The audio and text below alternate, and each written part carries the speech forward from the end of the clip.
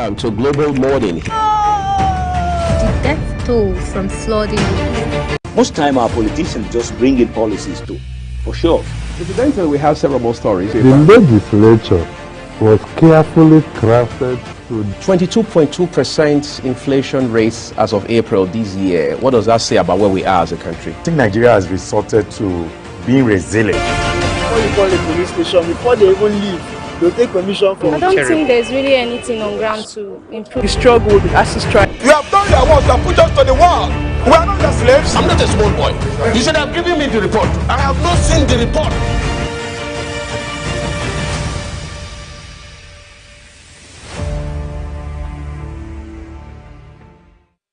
Welcome.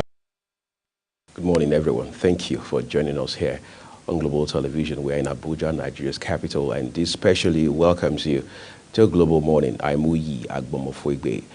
Always, it's a delight to know that you're here with us, and we're just going to have big conversations about very pivotal issues across this country today, particularly in face of the realities that our nation is now grappling with, even though we know the government has said time and again that efforts in specific areas are being made to alleviate the suffering that Nigerians at this time are going through. It will appear every other day there's a reason to complain. And it's interesting to know that even people of influence, people who are higher up in our society, have also lent their voices one way or another to this plethora of complaints. Some of the recent, or most recent, being the Sultan of Sokoto, His Eminence Sir Abubakar III, and the leadership of the Nigerian Bar Association, that's the NBA, now calling on the federal government under the leadership of President Bola Tinubu to move real quick to address the issues, the remote causes, maybe some of the immediate ones that resulted in the hike, the astronomical hike, that is, which we now see in the area of transportation, and then food inflation as well. These are two things that Nigerians have had to face every other day, 7 days a week. Because you realize that since the announcement of the removal of fuel subsidy on the 29th of May by President Bola Tinubu, the issues we're dealing with today just escalated in terms of intensity. All right, people now will have to pay sometimes as much as twice what it used to be just to move from one point of the city to the other. Of course, let's not even mention the price at which fuel is being bought, and then the challenge of the naira getting continually weakened against the dollar. All right, just adds another layer to this bulk of challenges that the country is dealing with. We understand that the president has a meeting scheduled for today at the Aso Rock Villa with governors. So question is, what are going to be some likely talking points at that meeting? Of course, issues around the economy, issues around palliatives, as part of the aftermath of the announcement of fuel subsidy removal will be on the front burner as expected. And then, of course, the federal government had announced a few measures here and there, all in a bid to mitigate the challenges that the country is now facing. However, whether or not those efforts, those measures are far-reaching remains to be seen. And then you have several other issues, including even the Sultan of Sokoto particularly now saying that Nigeria is sitting on a keg of gunpowder. Now, that is not something you want to play with. It's as serious as they come. All right, and on top of all that, we now have some federal lawmakers, about 60 of them as of yesterday, now pushing for a move from the presidential system of government as we currently practice to parliamentary system of government, 60 of them. Now, what does that say? Is it a further push? All right, in light of the conversation around how that this presidential system of government is not the best the country should be practicing at this point in time. Of course, we've heard people talk about homegrown democracy, but again, what exactly does that mean? Some people say, well, it has to be a hybrid of the American presidential system, American brand or variant of democracy, with a mix of what we have back at home in light of our own peculiarities, cultural, traditional, political, and so on and so forth. But these are all very thorny issues that we must address one after the other. But is the government ready to go the whole hog? Well, that's again a conversation on the show for you this morning. We're taking a quick break now so we can join Fatima Umar to bring you Taste and Texture.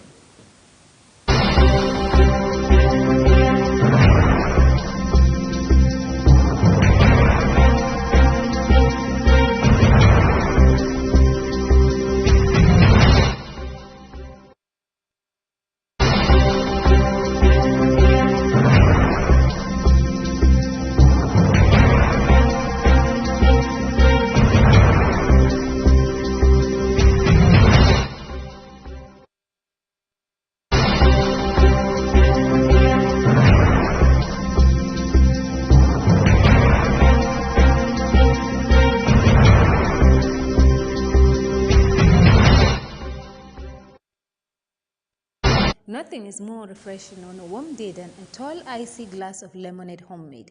Hello and welcome to another episode on Taste and Texture. I'm Fatima Abuma. Lemonade is a sweetened lemon-flavored drink.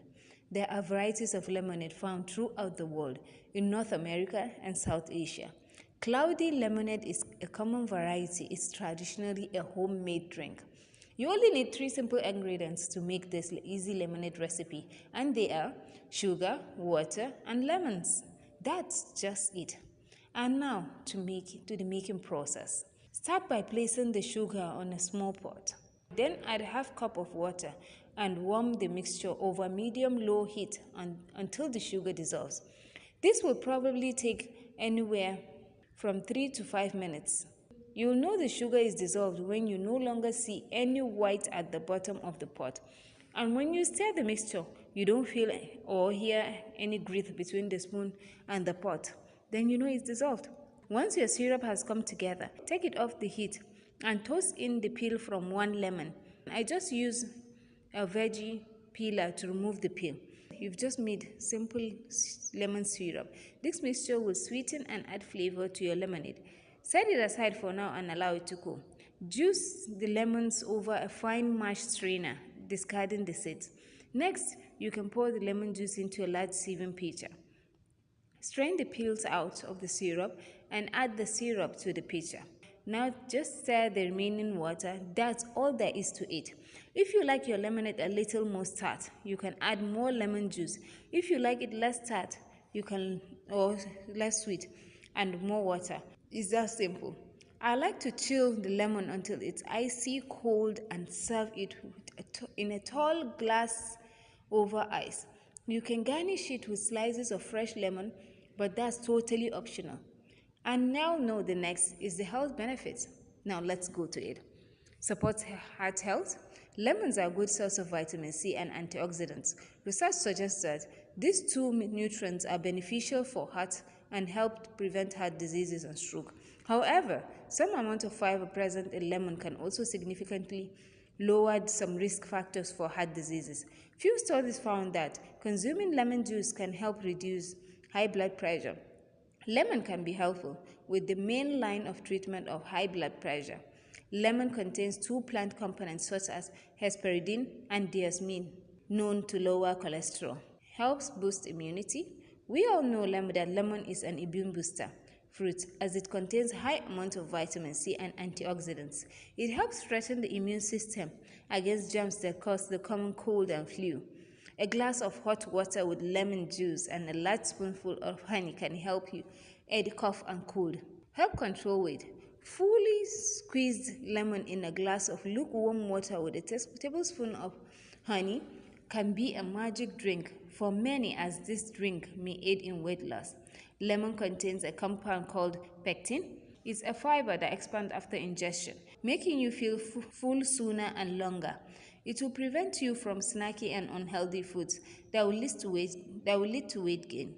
Pectin is present in lemon pulp, so consuming lemon is a whole essential. Some studies found that antioxidants present in the lemon also help to control your weight, though these studies were animal studies. To rule it out effectiveness on human, clinical trials are yet to be performed. That's all for now. See you next time. Bye. Thank you so much, Fatima, for that brilliant piece of work right there. But let's talk about our country again for a minute, even though we have a business roundup by Kikelomo Kiri right up ahead for you. But let's talk about Nigeria as it stands right now, particularly in light of the economic, socio-economic challenges that we are dealing with in the first instance. Now, there are people basically saying that the government had not done enough in terms of getting to put palliatives, to put measures in place prior to announcing subsidy removal. So it's a two-way thing. So there are those who feel, well, subsidies should be left to just continue to run, which the government has continually said is not even feasible, it's not sustainable, the country is bleeding from paying subsidy. And then you say, okay, well, let's take it out. Now, the argument with that is taking it out may not be much of a problem, but what measures are you putting in place to cushion the impact it will have? Because nobody has ever denied that suspension of payment of subsidy on fuel or petroleum products will have a backlash, and that's exactly what we're dealing with at this point. The president has assured, the president has reassured time and again that whenever Nigeria is ready to be serious about fixing its problems, there will be a price to pay, there will be pain. But whether or not Nigerians understood the import of that is a different ballgame altogether.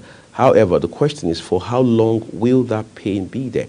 Well, the president and those who work with him have also said to Nigerians time and again that, look, the efforts being made today are not likely, are not necessarily going to pay off first thing tomorrow morning. So there's going to be an incubation period of some kind, because these efforts have to mature, they have to evolve, they have to get to a point where Nigeria will begin to reap the rewards, the benefits of their patience, of their resilience, and of their tenacity.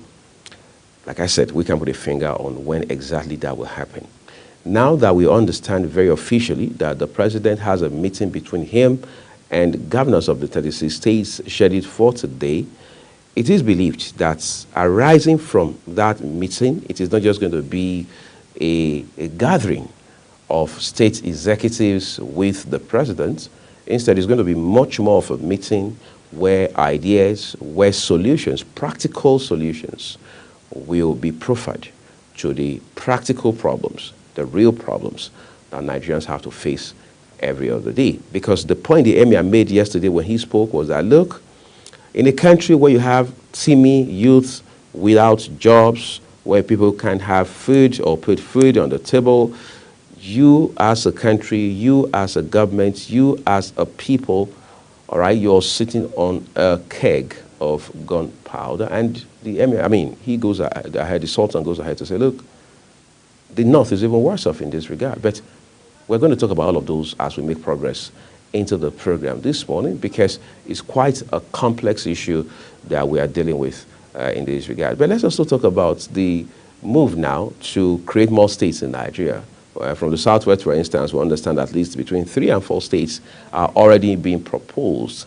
And then, of course, we can expect that the southeast is going to follow suit, because as it stands today, we have 6 states in the south. In the southwest, we have 5 states in the southeast, and then we have 6 in the south. So there must be some sort of equilibrium at some point. And once these 3 regions, these 3 zones, demand more states, there's a chance that even the north, at least some part of it, whether the north central, the northeast, or the northwest, will also demand for creation of more states. Does that solve the problem of Nigeria? What are the real problems? Do we even understand the problems we're dealing with at this point in time? What kind of solution are we proffering? What kind of ideas are we generating? Are we putting on the table? This is very important. But let's take a breather now as we join Kikelomo Okere to bring you Business Roundup. Hello and welcome to Business Report on Global Morning. The mining and quarrying sector witnessed a substantial influx of bank loan in the third quarter of 2023, with borrowing surge to approximately 12.76 billion naira, as detailed in the Central Bank of Nigeria latest quarterly statistical bulletin.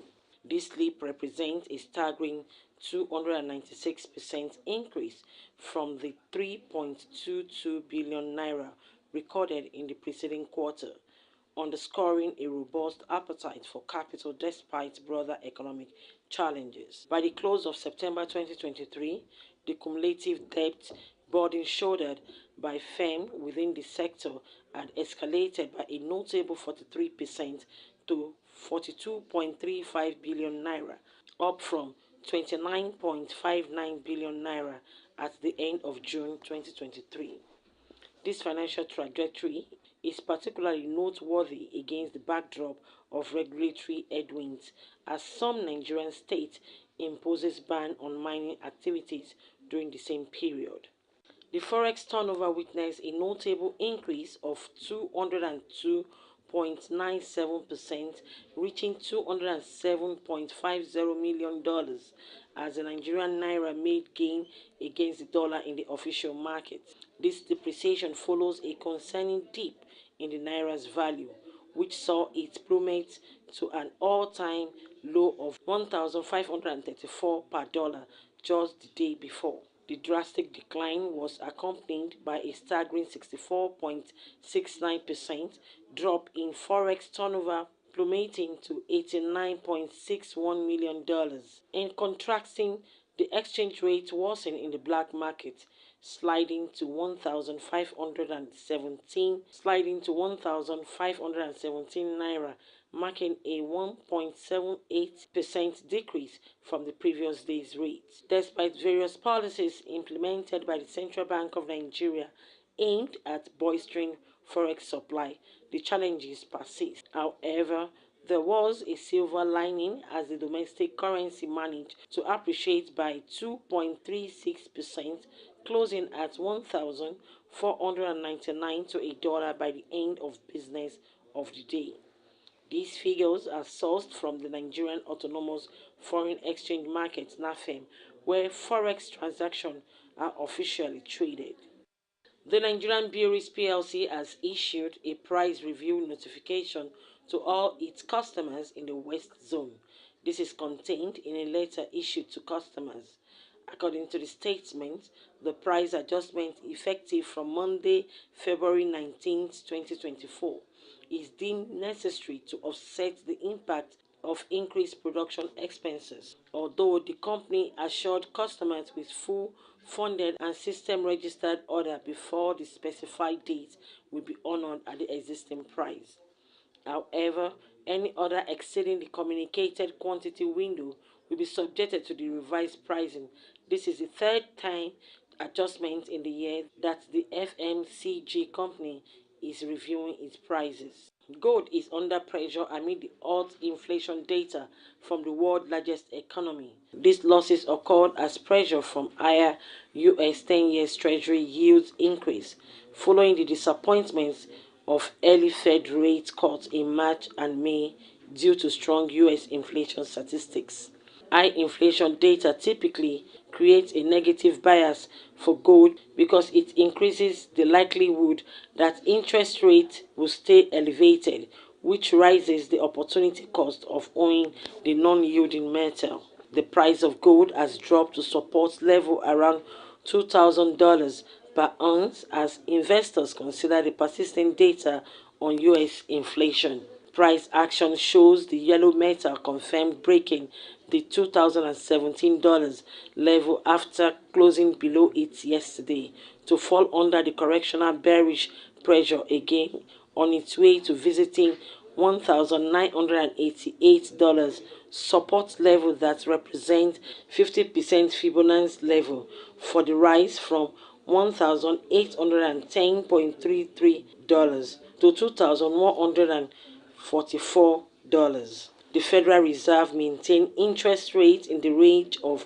5.25% to minus 0.50% for a longer period, but the inflation data has turned out to be hotter than anticipated. The precious metal has proven to be dependable and valued asset over time, even in the face of a constant changing investing landscape. Kike Lomo Okeri, Global Television News. Thank you, Kikaloma, for that summary of business as of yesterday. Let's see what happens with the Naira today as it trades against the US dollar, and that will be both at the official markets and then the autonomous market as well. Yesterday was Valentine's Day, by the way, and we saw reactions, all right, across the world, you know, whether it was on the social media or even at the workplace, sometimes at home, people expressing different opinions as to what their take on the day really is. There are those who don't even commemorate it because they fundamentally do not believe in it. And there are those who believe in it, however, but believe also that there's a certain way to mark it, because if you're well, you can give out gifts, you can reach out to people who need a hand. What else? Just show love, reconcile with people, all right? Just straighten things out with those you think you may have bad blood with and things like that, all right? And then there are those who feel it's a day for going wild, that sort of thing. But whatever it is the moderation, the modesty in it that will eventually matter. So the question is, how did people celebrate? What do people think about Valentine's Day, particularly here in Nigeria and more so in the hearts of the nation, talking about Abuja? Chung Annabelle Joseph took a camera to town and she tells a story. Today we're in the park here in the city of Abuja. It's Valentine and the town is red. We'll get to hear about people's opinion. What do you even think about Valentine? Have you received your gifts or not? Because for lovebirds today, it's either your girlfriend is showering you with so much love with your gifts in red, or your girlfriend, or your husband, or even your wife. So stay tuned, because today is the D-Day and we're going to get to hear people's opinion. What do they even think about Valentine? Do they care or not? So it's going to be an interesting moment with people out here. Stay tuned, because there is so much more. I want you to share your opinion or what you think about Valentine as a person. Okay, so I will not bore you with so much history of the whole Valentine thing. Well, Valentine to me is I wouldn't say a season of love, because I feel like love should not have a season. Love should be something we dare to do every day and every time. But I feel like today is just a day to show to that special person, and not just that special person, every other person around you, that you really do love them. So Valentine's is a season of love, and what does love entail? Love entails sacrifice, love entails giving, and everything that love entails. So I feel like today is just a day to remind that special person that I love you, and it's not just something I say to you, but it's something I will show to you and something I will do to you. Okay, so waking up today, have you expressed your love to someone that you care about? Maybe let's say your girlfriend. Or do you even have one? So let's start from there. Okay, I do not have a girlfriend, but yes, I've expressed my love in my own way to someone. Express it to me then. Okay, I love you. Oh my God, I'm blushing already. All right, thank you so much. Today is Valentine's Day. I see you're alone. Are you here to meet up with someone, or you have people coming to meet you here? Yeah, I came to meet my friend. Oh, okay. So I want to ask you a quick question. What is your take about Valentine? Is Valentine something that needs to be celebrated every day, or is just something that needs to be celebrated once? To me, I feel Valentine is something that needs to be celebrated every day.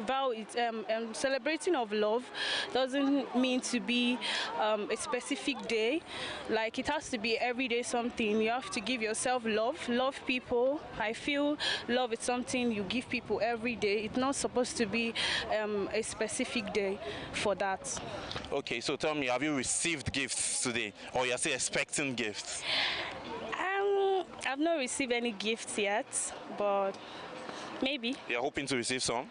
I don't know. If I don't get, I can get myself a gift, so I don't see it as anything. Self-love, I guess. Yeah. All right, thank you so much for your time, and do enjoy your day. You're welcome, thank you. Today is Valentine, and I'm super excited to see you and your wife here. So tell us what you think about Valentine. We know that it's a moment to share love. Love is every day. Yes. There's no end to it, but today is like basically special. So what do you think about Valentine? It's a very special day to me. So besides, I even take my wife to come here to show her love. Aww. Yeah, I really love my wife. Aww. That's why I'm celebrating this day. Together, right? Yeah. All right, that's really, really, really, really good. Yeah. And okay, is there, most of the time Valentine comes with packages, with gifts, and all of that. Hope you've bought your wife a gift for the Valentine. Oh, she's here. You will not laugh. Or maybe it's coming. It's coming. Okay. It's coming. Maybe once we finish where we are going. Yeah. All right. That's I'll fine. just look for a beautiful thing to give her. Oh, yeah. that's so nice. So I'm here with my beautiful wife and my guys. Oh, and then my that's team. so cute. Yeah. Okay, so tell us about Valentine. Tell us what you think about it. Tell us whether you've received your package or not, or you've sent out the package or not. All right, okay, I think Valentine is a day we should celebrate with our loved ones, friends, and family. Right. Okay, just have a good time with them and then celebrate them. It's another way of saying, God, thank you for the family you have or whatsoever. And then concerning my package, I'm still waiting for my package because I know my wife have a package for me. Yay! And then I have a package for her. Oh, that's so nice. Yeah, That's really exciting. Yeah, thank you. Happy Val to you. Same to you. All right, thank you so much. So I want to ask, have you given out any package today? Have you received any package? How's your day been going so far?